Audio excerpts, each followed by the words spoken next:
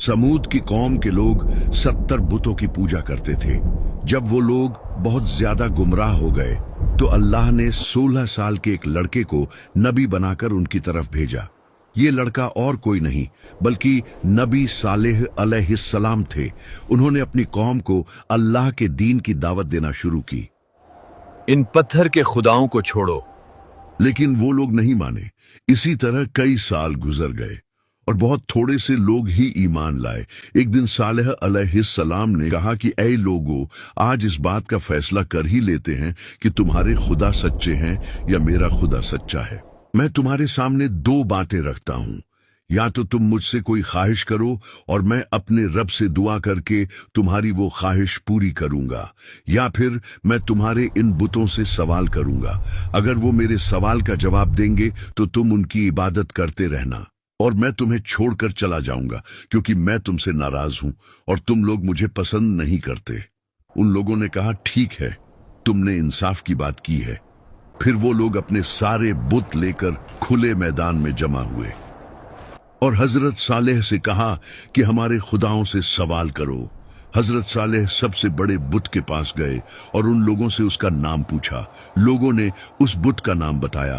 फिर हजरत सालेह ने बुत को उसके नाम से पुकारा, मगर उसने जवाब नहीं दिया। फिर दूसरे बुत को पुकारा, फिर तीसरे को, और इसी तरह तमाम बुतों को पुकारा, मगर किसी ने जवाब न दिया। फिर उन्होंने कहा, देखो, मैंने तुम्हारे सारे खुदाओं को पुकारा मगर किसी ने जवाब न दिया।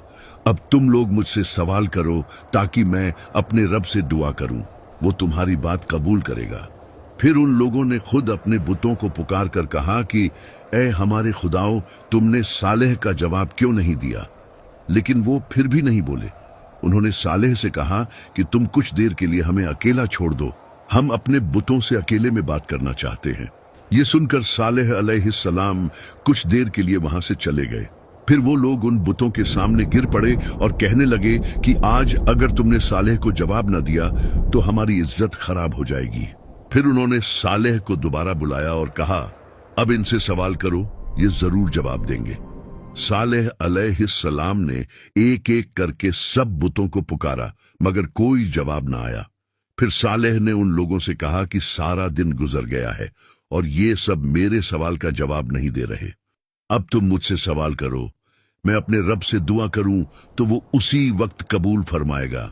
फिर उन लोगों ने अपने सरदारों और बुजुर्गों में से 70 आदमी सिलेक्ट किए और सालेह से कहा कि हमारे ये लोग तुमसे सवाल करेंगे।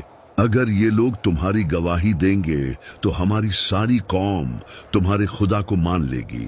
उन 70 लोगों ने एक पहाड़ की तरफ इशारा किया और कहा कि हम उस जगह पर चलकर तुमसे सवाल करेंगे। वहां पहुंचकर उन्होंने कहा, अपने रब से दुआ करो कि इसी पहाड़ से एक सुर्ख रंग की ऊंटनी बाहर आए और उस ऊंटनी के पेट में 10 महीने का बच्चा भी हो। हजरत सालेह ने कहा कि तुमने ऐसी चीज मांगी है जो मेरे रब के लिए बिल्कुल आसान है। फिर उन्होंने दुआ की और उसी वक्त पहाड़ की एक जगह फट गई और उसमें से बिल्कुल वैसी ही ऊंटनी बाहर आई जैसी वो लोग चाहते थे।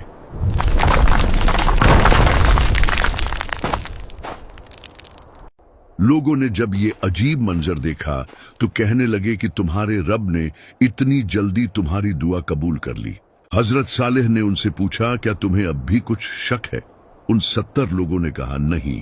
फिर वो वापस अपनी कौम के पास लौटने लगे ताकि उन्हें जो कुछ देखा था वो सब बता दें, मगर रास्ते में ही उनमें से कुछ लोग बदल गए और कहने लगे कि सालेह ने कोई जादू किया है और ये सब किसी खुदा ने नहीं किया।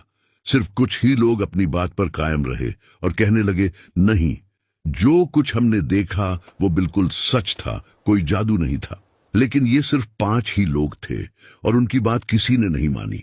70 में से बाकी सब ने जाकर कौम के लोगों को कहा कि सालेह ने कोई जादू किया है, ये किसी खुदा ने नहीं किया, तुम सब अपने बुतों को पूजते रहो। इस तरह वो लोग इतनी बड़ी निशानी के बावजूद भी सालेह अलैहिस्सलाम पर ईमान न लाए।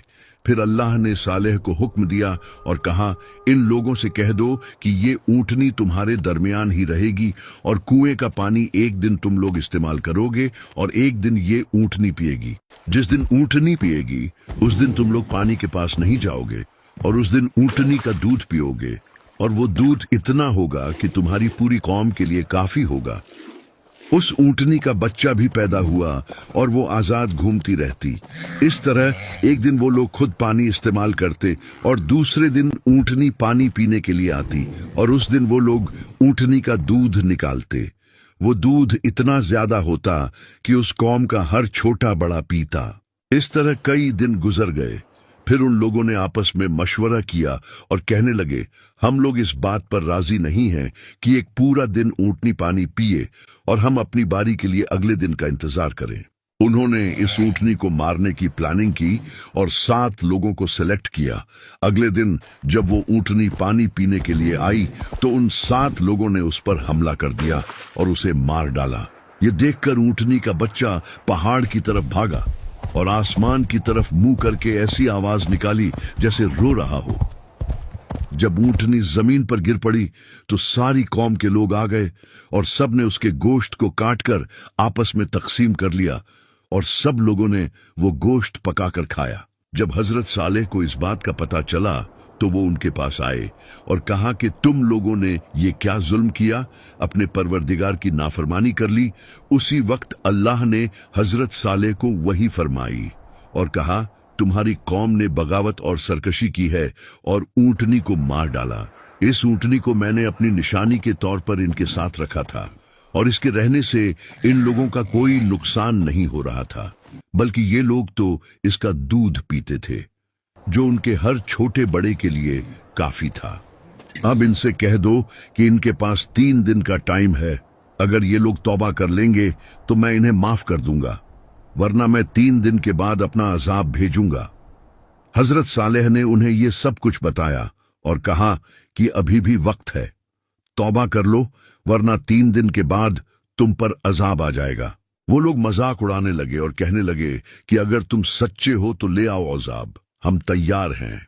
हजरत सालेह ने कहा कि कल सुबह तुम लोग इस हालत में उठोगे कि तुम्हारे चेहरे जर्द होंगे, फिर दूसरे दिन जब उठोगे तो तुम्हारे चेहरे लाल होंगे और तीसरे दिन जब उठोगे तो तुम्हारे चेहरे काले होंगे।